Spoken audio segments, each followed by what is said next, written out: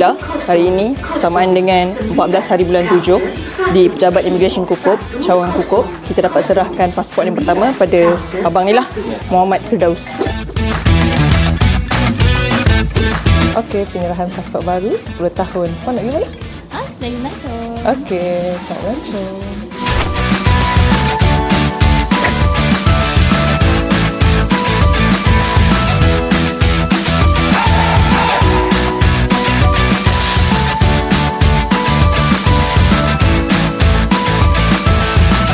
Oh, akak nak pergi mana ni, Kak?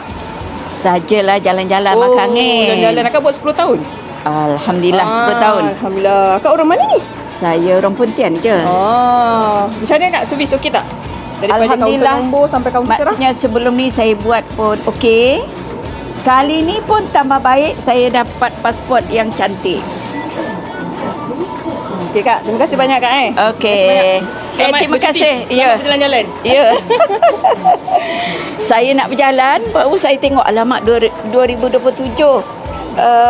Expired dah ni. So saya kira-kira alamak kurang 6 bulan. Saya pun dengan cepatnya buatlah pasport baru. Alhamdulillah saya dapat sambung 10 tahun akan datang. Mudah-mudahan saya boleh jalan banyak tempat lagi. Alhamdulillah. Alhamdulillah, Pejabat Immigration Cawangan Kukup dah dapat selesai membuat serahan pertama pada jam 9.10 pagi pada hari ini. Alhamdulillah, semua berjalan dengan sangat lancar. Kaunter dibuka dengan semua. Strength kita buka semua penuh.